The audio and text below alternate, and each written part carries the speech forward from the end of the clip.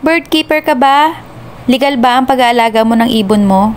Tara, pag-usapan natin ang legalities, permits, para maging maganda at legal ang pag-aalaga natin ng ating mga mahal na ibon. Kayo ba ay may mga alagang ibon? Legal ba ang pag-aalaga natin ng ating mga ibon?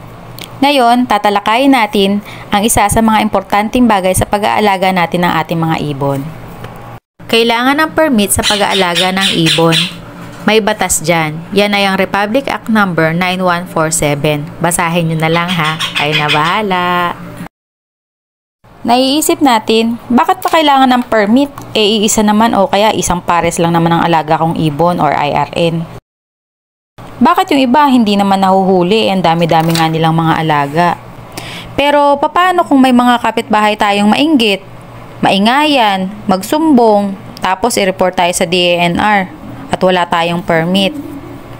Tulad ng mga napapanood natin sa TV, nababasa natin sa Facebook or sa mga social medias, kukunin ng DENR ang mga alaga natin. Worst, pwede tayong makulong.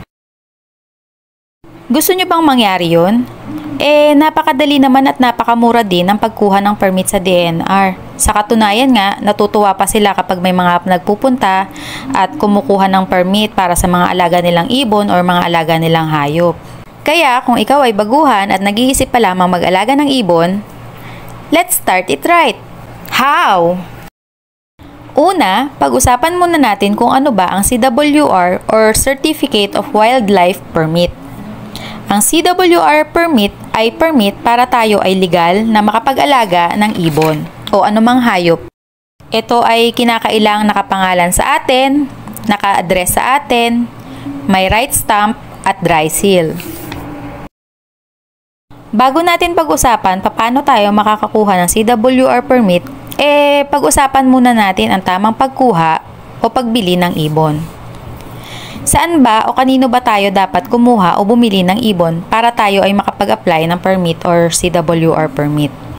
Bumili lamang tayo ng ibon or Indian ringneck sa may mga permit na. Pwedeng WFP o Wildlife Farm Permit o CWR permit holders. Sila ang mga legal na tao na pwede mag-issue sa atin ng resibo, deed of donation at deed of sale kapag tayo ay bibili o kukuha ng ibon. Siguraduhin din nating updated ang kanilang QBR or Quarterly Breeding Report para maging valid ang resibo, deed of donation at deed of sale na i-issue nila sa atin. Humingi din tayo ng kopya ng updated QBR nila at kopya din ng kanilang CWR. Ang resibo, deed of sale at deed of donation ay isa sa mga requirements para makapag-apply tayo ng CWR permit. Ngayon, pwede na nating pag-usapan paano tayo makakapag-apply ng CWR permit. Una, pumunta sa DENR permitting section sa inyong region. Dapat same region kayo ng pinagbilan nyo ng ibon. Kung hindi, kailangan nyo din na humingi ng LTP o Local Transport Permit sa kanila. Pag-usapan natin yan later. Ano-ano nga ba ang DENR CWR permit requirements? Number 1, duly accomplished application form. Number 2, proof of acquisition tulad ng resibo, deed of donation at deed of sale. Ang deed of donation at deed of sale ay kinakailangang notarized. Number 3, updated QBR at copy ng CWR permit ng seller. Number 4, dalhin natin ang ating mga ibon for inspection at pictures. Pwede din namang hindi nadalhin. Magpa-schedule lang ng home visit para sa inspection at pictures. Pero mas matagal ang proseso nito kaya kung ako sa inyo, dalhin nyo na lang yung mga ibon nyo sa office nila. Number 5, magbayad ng fees. Napakamura lamang nito. For 1 to 50 heads ay 50 pesos lamang, habang 51 and up ay 500 pesos only. Mag-antay ng 2 to 3 weeks para sa approved CWR natin. Ang dali lang, di ba? Bakit hindi mo pa gawing legal ang pag-iibon mo? Bago tayo magtapos, pag-usapan na rin natin ang LTP o Local Transport Permit. Ang LTP ay kailangan kung ibang region ang pinaggalingan ng ibon mo.